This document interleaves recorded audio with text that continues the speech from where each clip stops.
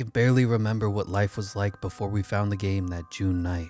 We were 6 high school kids, bored out of our minds, trying our best to fill the void. Most of us had part-time summer jobs, but we were hesitant to spend money on anything.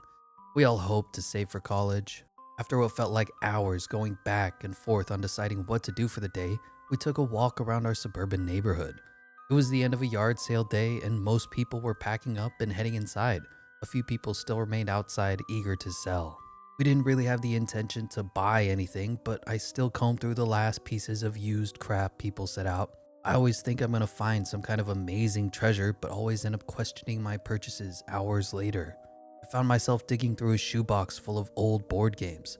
I thought I might be able to find a new game for us all to play. I also figured, since it was the end of the day, I might get it for super cheap. At first, I only saw games that looked in too bad of shape to even buy. That, or it was a game I knew my friends wouldn't want to play. I've always been a board game fan, but not so much my friends. I had to beg them for months to play D&D with me, and they were only willing to play it for my birthday. I'm always trying to find new games that might interest them. I was ready to give up, but then I saw a game at the bottom that I'd never heard of. Tasks with your friends. With the tagline, The game you and your friends will never want to put down. the box looked colorful and pretty worn out, but not so bad that we couldn't play with it. It just looked well loved. I tried to open it up, but the sides were taped down. I mean, it makes sense. You don't want all the pieces to come flying out after all. I didn't see a price tag or a sign for the price, so I found the owner and asked her, "Excuse me, how much are you charging for the game?" I said eagerly to the woman while admiring the bright colored box that lacked any company branding or trademark. Oh, that old thing? I don't know. Do you have $1 on you? The woman said as she put the yard sale leftovers into one big box. As she told me the price, I perked up and started to dig through my purse. She either got annoyed with me taking too long or just wanted to be nice and told me to just take it. She immediately started to pack up her box again.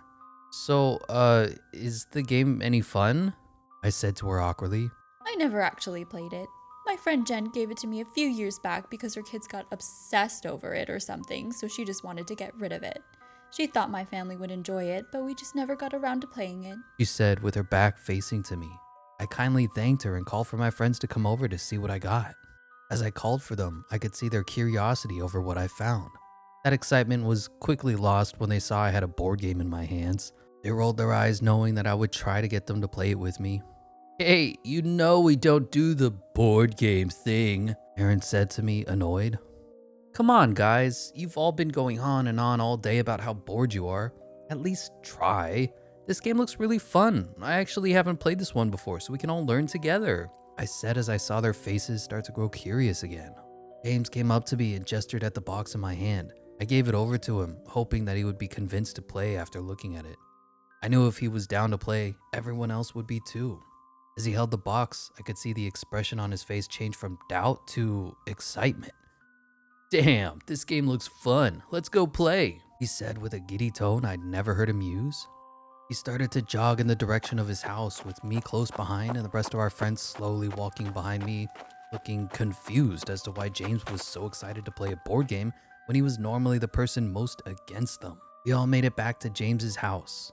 We walked in and were greeted by his mom, confused as to what made her emotionless son so excited. As we stood in the entryway, not sure what to say, we heard him calling us from the basement. Guys, come here. We ran down the steps to see the game fully set up on the floor and ready to play. He was sitting on a pillow reading the instructions with intense concentration. James, are we actually playing this game? "Yes, we are. I promise if you just sit down and start to play, you will have fun. I had a chance to learn the rules while you guys got here," James insisted as he shuffled a pile of cards one last time. After a few minutes of back and forth, everyone was sitting down and ready to play. James explained the rules of the game. Each player starts with their token at the start of the board. Players will take turns drawing a card from the top of the deck. Each card will have a task. If that task is completed, you may move the number of spaces that are specified on the card. Once you see the card, it will say secret or public at the top. If it's a secret card, do not read it out loud. This task must be completed without anyone noticing or questioning the action on the card. For example, hold someone's hand, sing a song, insult someone, etc. Just complete the task without anyone calling you out. If a player does something you believe to be a secret task, say out loud, "Deceiver." If the player was caught, they will show their card and fail their task. Do not move any pieces. If the person who calls out "Deceiver" wrongly accuses the player, then they must move back one space. The accused player will keep that card and continue to try to complete the task. Once you have successfully completed a secret task, you may announce "Task complete" and move your token forward as many spaces as specified on your task card. If you pull a public card, you must read it out loud. These cards will include things like saying the alphabet backwards, don't say or in your next turn, singing a karaoke song, playing dead for 1 minute, etc. Some cards will have time limits and specific instructions. Every card will clearly state the task. The player who gets their token to the end of the board wins. The game will start with the player who lied last drawing a card. Take turns drawing one card at a time with the person to your right going next. Have fun! James folded the paper instructions up and sat them by his side, asking if anyone had questions. No one said anything. It seemed like they all understood the game fine, or maybe they just didn't care yet. "All right, let's get the game started," James proclaimed, but was met with blank stares. "Come on, guys, I just read the rules. You should know how the game starts. We have to start with who lied last." Everyone remained silent. No one wanted to say their last lie. This is so dumb. I guess I'll go. I told my mom that Henry wasn't hanging out with us when I left the house. There, I'll go first. Bree blurted out as she leaned forward to grab a card. As she looked at it, she rolled her eyes. This is so dumb. Why are we playing this game? "Come on, Bree, it can't be that bad. Can you read it out loud?" Henry said, sensing that the card was embarrassing. Ugh, public card. Pretend to be a cow for 3 minutes. He threw the card down and looked at Henry, who was to her right, expecting her turn to just be over and not wanting to even try. The rest of the group started to laugh and encourage her, chanting her name and begging her to do it. After about a minute, she gave in and got down on her hands and knees. When she first started, she was annoyed, staring daggers at Henry. As her time ran down, I could see in her face her feelings towards the game change. When the timer went off, she didn't stop for a few seconds. She kept going because she was laughing so hard. That was so fun. Someone move my token up one space. Henry, it's your turn now. Bree said with a giggle and a newfound excitement. Henry looked at her in disbelief. He was so used to her cold exterior, but liked that this game made it melt away. Henry picked up his card, emotion zipping his lips shut, and shook his head. Me, Bree, and James all squealed in excitement, with the rest of the group looking lost, not understanding that they missed what got us so excited. Since Henry had a secret card, it was AJ's turn. She was chuckling along, but clearly just doing it because she didn't want to look dumb for asking what was so funny. She pulled her card and read it out loud. It's a public card. She said with a dry tone, trying to gauge the room and observe everyone else as they celebrated her public card. It says I have to do jumping jacks until my next turn. As she stood up, everyone in the room cheered her on except for Aaron. She got to her feet, she paused and looked over at Aaron. I can imagine he felt like the only sane person in the room and wasn't sure what was going on. After a second of hesitation, she started her jumping jacks. Aaron looked around at us, eyeing him down, desperately waiting for him to read his card. By the time he finally picked up his card, AJ had started to laugh while doing her jumping jacks. "Sorry, it's a secret card," Aaron said nervously as everyone wiggled with happiness. "Well, looks like it's my turn," I said as I leaned forward, but was cut off by Henry quickly standing to his feet and lunging towards AJ, tackling her to the ground, interrupting her jumping jacks and making a loud thump as they hit the ground. "Henry, what the hell are you doing? What's wrong with you?" Aaron yelled in a serious tone that turned into him trying not to laugh by the end of the sentence. I'm calling a deceiver on that tackle, Henry. Bree stated with a laugh. Okay, you got me," Henry said while still lying on AJ from his tackle. They both smiled over the event, even though it clearly hurt when they hit the floor. You have to admit, that one was tricky. I started my turn again, but was interrupted by Aaron. "Ha, task complete. I yelled at Henry and didn't get caught. I get to move 2 spaces," he said as he smugly moved his token 2 spaces on the game board. We kept playing the game for hours. We finished the first game and everyone wanted to play again. And again. And again. I looked around at them in disbelief. It felt impossible that my friends were enjoying a board game. It was a dream come true. After years of begging, finally. Normally at hangouts like this, by 10 p.m. Bree and Henry would wander off to make out in some closet. AJ goes home to sleep, and Aaron, James, and I are left to awkwardly try and find something to do with just the three of us. It got to be 2 a.m. and we were either exhausted or our parents calling us, telling us to come home, or we would be in serious trouble. We all went back to our houses but had a hard time going to sleep. We stayed up until 5 a.m. for some of us, just talking about the game over text, strategies, when we could play again, funny things that happened that night. We couldn't get enough. Games we played started out pretty simple. No tasks got too wild, and while we really loved to play, it wasn't like it was taking over our whole lives. Not yet, at least.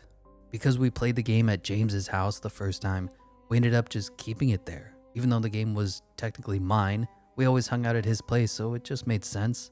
It was around 10 a.m. the next day when our group chat started to blow up with everyone asking when could we get together that day. Now, because it was summertime and we were all teenagers, we either had work in the mornings or most of us slept until noon, but not me. I was always up early waiting for my friends to get up so I had something to do, or trying to make some money as a dog walker. That being said, I was shocked when I saw that everyone was up and everyone claimed to not have work. James didn't have a job at that point, so of course he was free, but everyone else was too. That did not happen often. We all met up at James's place around 11 a.m. that same day, everyone eager to play. We must have played 10 games that day. Games consisted of us doing accents, being banned from saying certain words, backflips, and so on. Nothing too weird. We realized after a few games that we never got a repeating card. Not one time. This was strange because there were probably 200 cards in the deck, but even with us playing a dozen games, every card was new. I knew I had a couple of dogs to walk that evening, but texted the owners to cancel. No way I was gonna leave while all my friends were enjoying a board game this much. I knew AJ said something about her having a shift at 4 p.m., but when the time got close, she went to the other side of the room and called out of work. She didn't even mention it to us or talk about it. She just stood up, walked to the corner, talked to her manager, and came back. No one thought anything of it. After a few minutes, she loudly proclaimed, Task completed. moving her token up 3 spaces. We looked around confused at what task she had, and the card said, call out sick to work. We were surprised by this card, to say the least. It was the first time a card had to do with something outside of the players. Everyone else in the group canceled any plans they had for the rest of the day, although AJ was the only person who completed a task for it. It was around 11 p.m., which made it a full 12 hours of the game. Bree pointed out that we forgot to eat any food all day. After thinking about it, I realized that I hardly drank any water and went to the bathroom like 1 time all day. Things started to get out of hand that night. AJ pulled a card that said go into a closet with the player to her left and kiss them for 5 minutes. Of course, that player was Henry. Bree was not happy, but she knew how serious everyone was about the game. She told him she wasn't okay with it, but he insisted that it was just a game and it wouldn't mean anything. It was worth 4 points for both people who would go into the closet. AJ and Henry stood up and went to find a suitable space, all while Bree freaked out and said she would end things with Henry if he went through with it. It was never completely clear what Henry and Bree were. They don't like to use boyfriend and girlfriend, but everyone knew they were a thing. Aaron tried to call it off, saying this wouldn't be worth it and to just stop, but it was like they didn't even hesitate. Bree sat on the carpet and started to cry as the timer on her phone counted down an agonizing 5 minutes. I thought I would hear either kissing or nothing at all, but instead, I heard talking. It started as soft whispers, then crying and yelling. They stayed in for about 2 minutes, then came tumbling out. That's it, Henry. I can't believe you would do that for a game. We're over. Bree said with a red, wet face. Henry came and silently sat down with AJ. AJ was now beet red as well. Despite 3 of my friends just going through something I couldn't wrap my head around, they all looked at James calmly and nodded for him to pull his card. No one had moved any tokens forward, so it was clear they failed their task of kissing in the closet. James hesitantly leaned in for a card and read it to himself as we were bombarded by Bree, AJ, and Henry all saying, Task completed! And then shot confused faces at each other. They all threw down their cards and moved their tokens forward. Bree's card said, break up with Henry. Henry's card said, make AJ cry.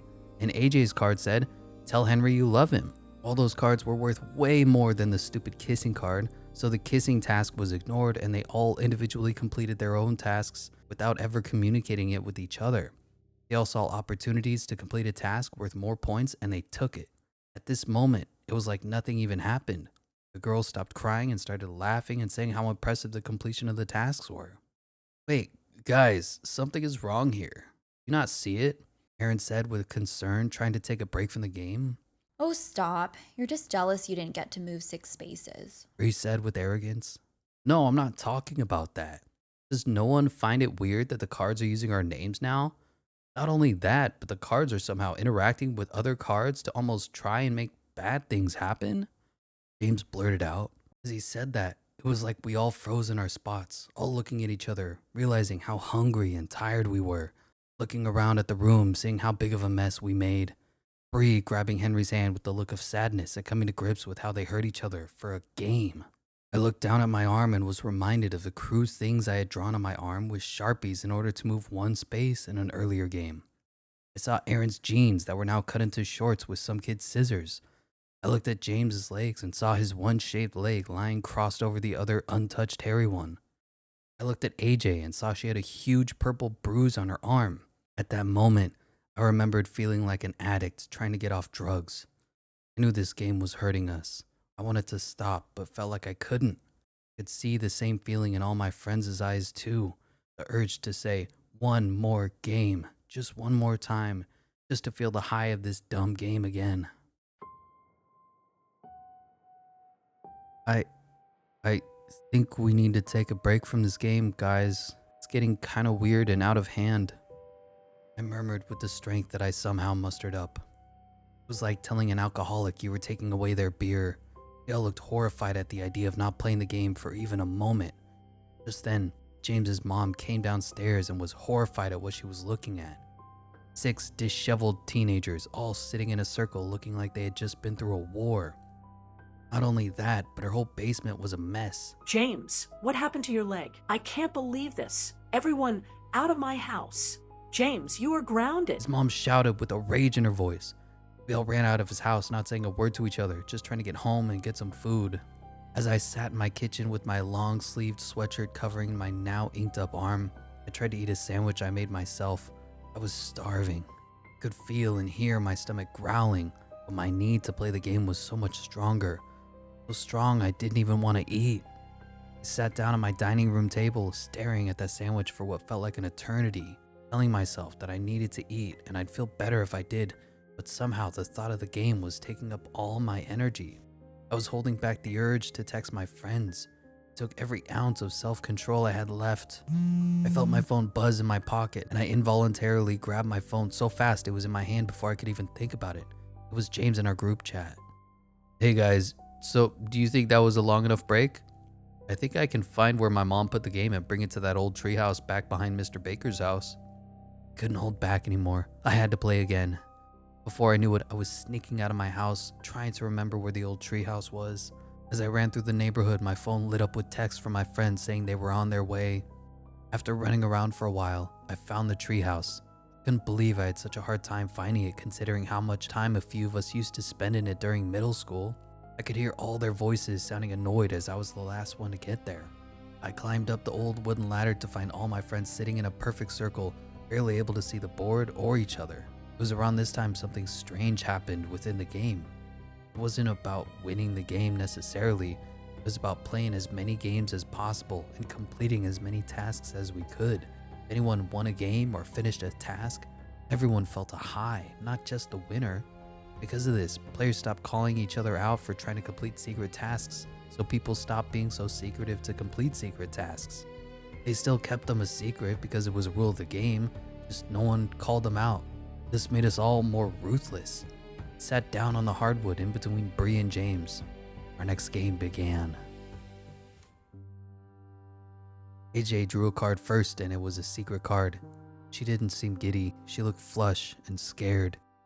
In fact, it felt like the mood had shifted with everyone. We weren't laughing our butts off anymore. We were terrified to stop playing. It was something in our guts that made us have to play, like a virus growing in us, desperately trying to get out. Next, Aaron read a card and read it out loud. Hold your breath for 5 minutes? He whispered with confusion. How am I supposed to do that? He said, trying not to get worried. It's not that the card was all that bad. It's that he knew he would stop at nothing to make it happen. He told us to keep playing the game while he did it and got a timer up on his phone. He took a few deep breaths, then held his nose shut and became extremely focused, not making eye contact with anyone. Next, it was James's turn. He had a secret card and didn't show much emotion towards it. Next, Bree nervously took a card and yet again, it was a secret card. In fact, we all drew a secret card until it was Aaron's turn again. It had been about 45 seconds and he was really focusing and didn't want to make him draw a card while trying to finish his task. As we sat and watched our friend become more and more red from holding his breath, we found ourselves in complete silence. Other than the wind weaving its way through the trees outside and the soft sounds of crickets in the distance, we all just stared at each other, terrified of what was on those secret cards. I knew I had to use every little bit of self-control I had left in my body not to try and complete the task on my card. I was betting that's why everyone was being so quiet. They all had tasks they didn't want to do but felt the uncontrollable urge to do it. My card said that I needed to remove one of James's fingers by any means necessary. It was worth 10 points. I couldn't believe I wanted to complete it so badly, but I was frozen, figuring out how to do it. As I stared at him, I noticed he was looking over at Bree. I figured that his card had something to do with her. It seemed like everyone was fixated on someone else. I glanced down at the timer Aaron had and I was amazed to see that he had been holding his breath for almost 2 minutes. Just as I was about to comment on it, chaos broke loose. Everyone jumping onto someone else, making it one big pile of people viciously grabbing each other. I didn't read their cards myself, but it was clear by their actions what their tasks were. Of course, as you know, I was going for James's fingers, but James was ripping at Bree's ear. Bree was pulling Henry's hair out. Henry was tearing at AJ's neck. AJ was trying to open my mouth to get my tongue. For a solid 30 seconds, we were all attacking each other when Aaron passed out from holding his breath. This seemed to snap us out of our trance for a bit. We ran over to our friend and checked his pulse. After we realized he was still breathing, we got lost in the game again and all jumped on each other to keep brutalizing one another. Just as I got my teeth around James's pinky finger, we saw a bright flashlight coming through the cracks in the treehouse and froze. A police officer popped his head through the bottom entrance to the treehouse and looked at us in horror. He saw Aaron out cold in the corner alone with the rest of us in a pile of blood and ripped out hair. The officer grabbed us one by one and practically threw us to the ground where another officer put us each in handcuffs. We had hours and hours of questioning that night, but we were all released by sunrise. No one was badly injured, just a lot of cuts, bruises, and a few patches of hair missing. Even Aaron was okay. Honestly, Aaron made it out in the best shape. We all got grounded for the rest of the summer. All the parents agreed that we needed to stop spending time together because they insisted on us having some beef between us all. None of us mentioned the board game was at the treehouse that night because we didn't want them to take it away from us. We knew we had to play it again. However, they caught on to it and banned us from ever playing it again. We spent the next 3 weeks of summer miserable. Each one of us tried to fill the hunger to play the game by playing other board games or attempting to remake it, but it wasn't the same. It was the night before school started. I got a message from James through Skype. Our parents banned us from talking to each other, but it seemed my parents and James's parents forgot about Skype. He told me I had to come over right now. I managed to hop out my window and ran for James's house. I got to his house in what felt like record time and jumped down the fire escape to the basement. There I saw the rest of my friends all sitting by the fireplace weeping. As I got closer, I saw they were covered in ash. I saw tiny little bits of what's left of the game lying on the ground. "She burned it. My mom burned it," James said in between tears.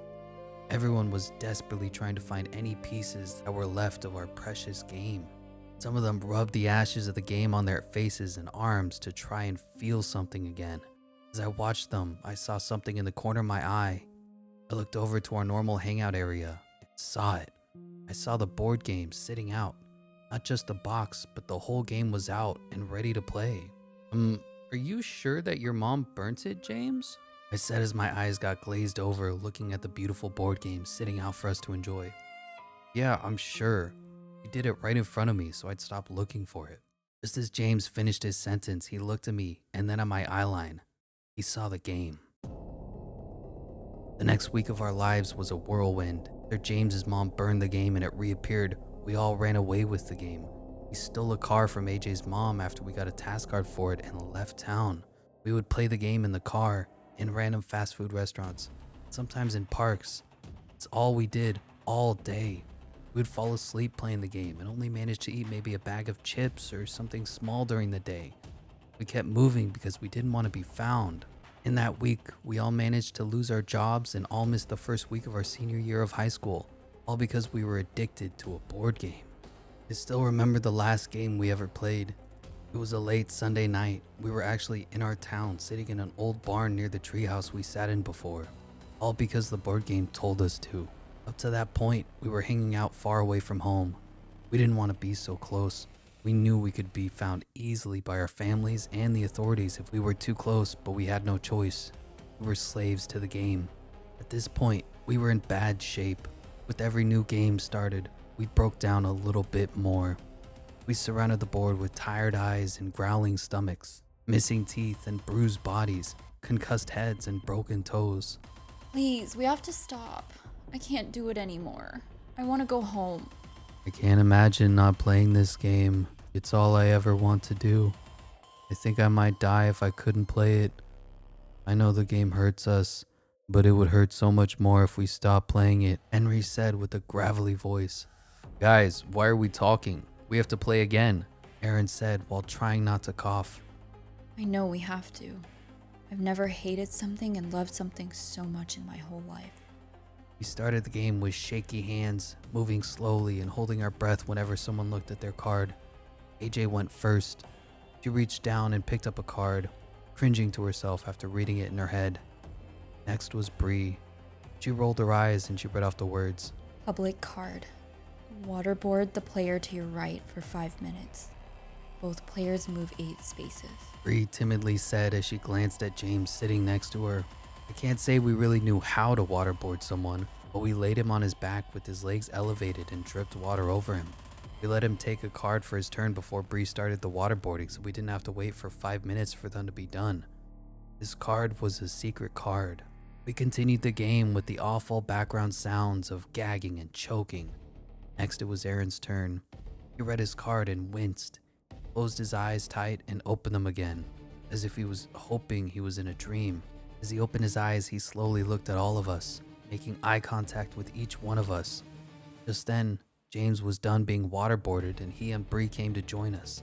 I was so glad they were done, not just because I was sick of the sounds, but because it meant they got to move 8 spaces. Aaron stood to his feet slowly. I prepared myself because I figured he was about to hurt us. In an instant, he ran out of the barn and into our stolen car. We all looked around confused as to where he went, but kept playing the game as he drove off. Next, it was my turn. Public card. Jump off the roof of the barn. 9 points. I said out loud, nervously. Henry and AJ jumped up and started to walk outside, not even questioning if I would do it or not. They weren't wrong in the assumption. Before I could even think, I was on my feet trying to find a way up to the roof. I found my way to the top of the 10-foot tall building, took a deep breath, and leapt off and was met with a hard thump as I hit the ground. I felt a gut-wrenching pain in my right ankle as I landed. I knew I broke it. I had no doubt in my mind. I was thrashing in pain, grabbing my ankle as my friends dragged me back into the barn. We knew we had to keep playing. Next, Henry took a card.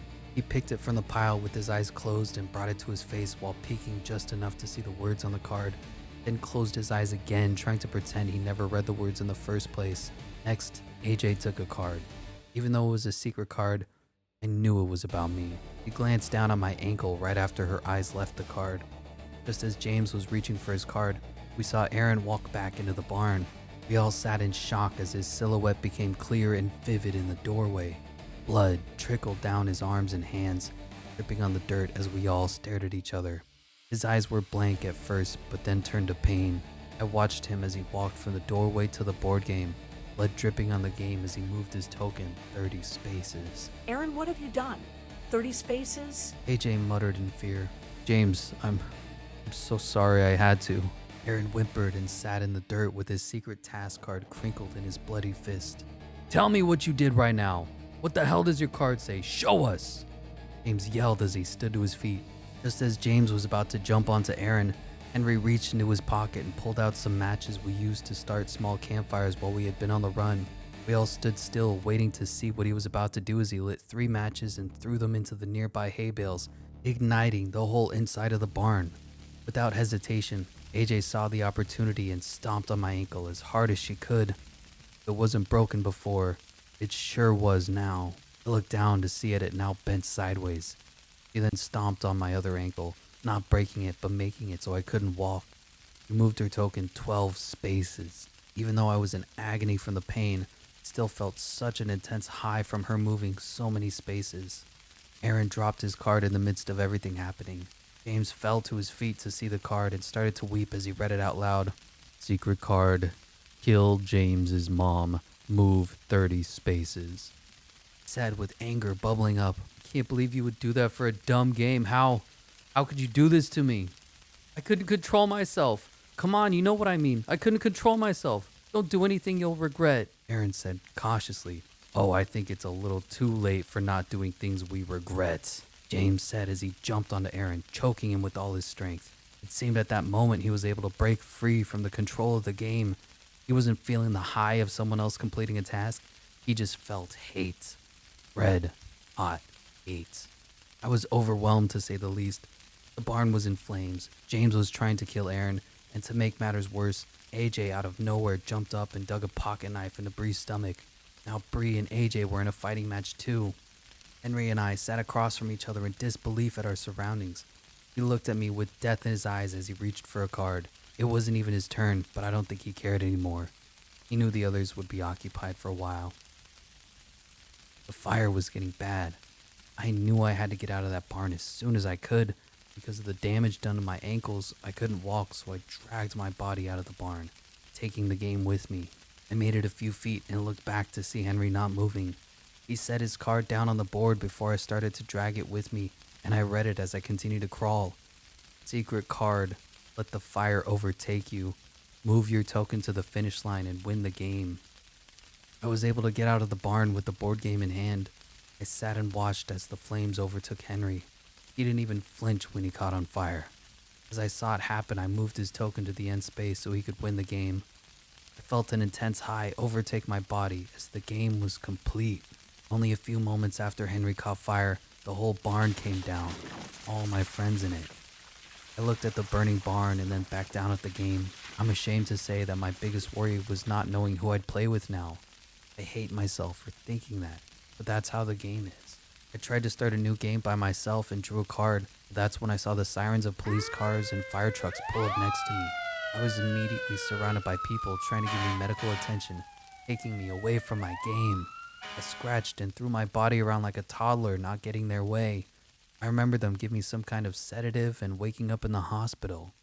I was the only person to make it out alive that night. What I could say to the doctors and my parents was that I needed the game. I had to play the game. It was the only meaning to life. It was the only reason I had to live. My parents got me a great lawyer and I got out of everything by pleading insanity. Our families all knew the right people and had the right money to ensure that word never got out about the deaths. They even managed to make the death of James's mom disappear. When they told me my friends were all dead, I didn't have much of a reaction. I just kept asking where the game was. When they eventually told me the game was gone and never coming back, that's when I lost it.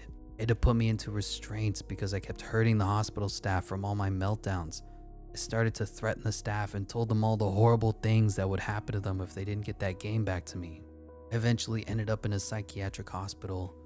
I yelled and screamed so much that I never had my voice. I hardly ever slept because all I thought about was the game and how I craved to play it again. My skin was red and torn up from my insistent picking due to the withdrawals. For months, I felt numb. Maybe from all the drugs they pumped me up with, or perhaps I was so used to the withdrawals I didn't feel it as much. I still felt like I had an uncontrollable urge inside my bones. I was able to hide it. They sent me home after a while. I knew I had to mask my emotions for the game, pretend I didn't care anymore, even if it killed me inside to say it out loud. I walked into my bedroom and I felt like I was being treated like a baby. My old bed frame was gone and it was just a mattress on the floor.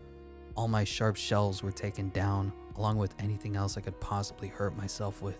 I rolled my eyes but knew my parents had to make these changes for me to even come home. I sat on my bed and looked around at my room, now with a doorknob that locked from the outside to keep me in, as well as bars on my windows. I searched my room desperately to find something to take up my mind. That's when I dug through the closet and I saw it. I saw that beautiful, colorful box that I came to know so well, just hiding in the back of my closet, waiting to be found. I knew it came back the first time it was destroyed, but it was feeling like it was a one-time thing. But here it was, patiently waiting for me to come and play it. I ripped open the box, giving myself a paper cut in the process, and started to play the game by myself. With all that being said, I can finally say task completed and share what my first card said in that solo game. Secret card. Spread the word about this game online so more people can join us. Move 20 spaces. So, what do you say? Care to join me for a game?